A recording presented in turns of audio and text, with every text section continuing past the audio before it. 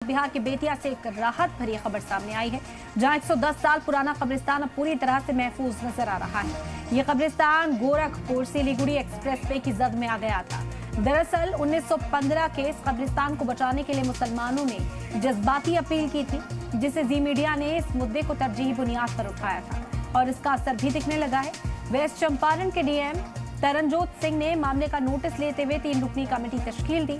जांच के बाद इंतजामिया ने साफ कहा कि कब्रिस्तान को कोई नुकसान नहीं पहुंचाया जाएगा। जरूरत पड़ी तो ओवरब्रिज बनाकर भी इसे बचाया जाएगा। इंतजामिया की यकीनदहानी से मुसलमानों में खुशी की लहर है। लोगों ने जी मीडिया का शुक्रिया अदा किया। बिहार की बेतिया से ये राहत भरी खबर सामने आई।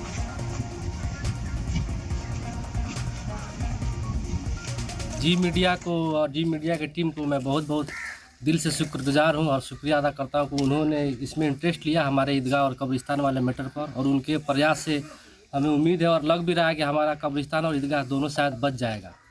जी मीडिया के प्रयास से सरकार के पदाधिकारी, जिला प्रशासन के पदाधिकारी यहाँ आए, उन्होंने जो है हमें आश्वासन दिया कि हमारा कब्रिस्तान बच जाएगा। इसके लिए हम जी मीडिया और जिला पदाधिकारी के जिला के अफसरों का धन्यवाद करते हैं।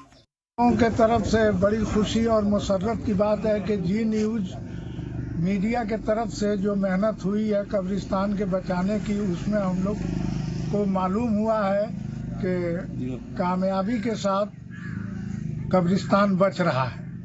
हम लोग नौतन वाले जितने हैं सब जी न्यूज़ मीडिया का धन्यवाद देते हैं।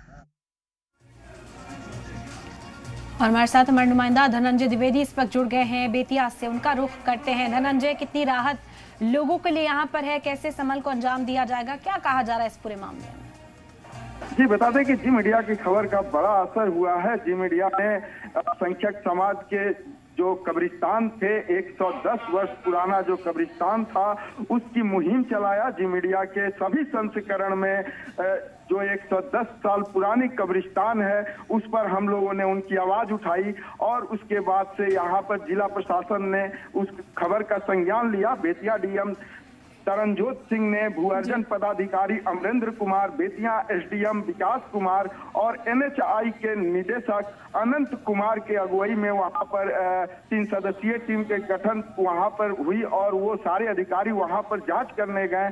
कब्रिस्तान, ईदगाह, मजार, तमाम चीजों की जांच हुई और सभी पदाधिकारियों ने वहां पर मुस्लिम समुदाय के लोगों को यह भरोसा दिलाया, आश्वासन दिलाया कि कब्रिस्तान को हर हाल में सुरक्षित रखा जाएगा, जरूरत पड़ी तो ब्रिज बनाया जाएगा, लेकिन कब्रिस्तान को जो सिलीगुड़ी गोरखपुर एक्सप्रेसवे के हाईवे में जो जद में आया है उससे बचा लिया जाएगा। ये बहुत बड़ी राहत की खबर है और ये जी मीडिया की खबर का बड़ा असर है। बिल्कुल बिल्कुल दुरुस्त धनंजय। हमने ये देखा कि आप वहां पहुंचे, लोगों के बीच लोग किस तरीके से राहत जो है अपनी बयां कर रहे हैं, खुशी का एहसास करते हुए नजर आ रहे हैं, और ये पूरा प्रोसेस अंजाम कैसे दिया गया, क्या बातचीत यहाँ पर की गई है इंतजामिया की ओर से, प्रशासन की ओर से क्या कुछ कहा जा रहा है इस बारे में?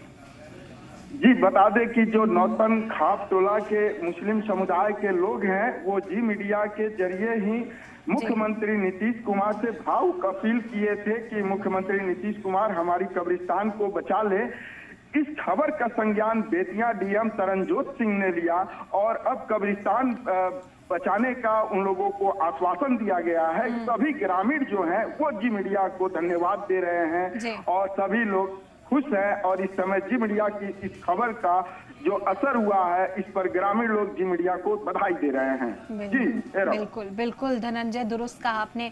और ये कहा जा रहा है कि अभी ये आश्वासन दिया गया है, अब आगे जब यहाँ काम शुरू होगा, जब तामीराती काम होगा, तो धनंजय क्या और लोगों से भी यहाँ कांटेक्ट किया जाएगा? कैसे इस पूरे अमल को अंजाम दिया जाता है? इस प्रोसेस को हम समझना चाहेंगे, क्योंकि जाहिरी तौर पर टेंडर किसी के पास है, उसकी जिम्मेदारी जो है कंस्ट्रक्शन की वो किसी के पास है, तो आश्वासन जो भी दिया गया है उस पर आगे भी तो पेशरफ्त देखने को मिलेगी, बातचीत कायम हो सकती है, तो क्या अभी बताया जा रहा है इस पूरे मामले में?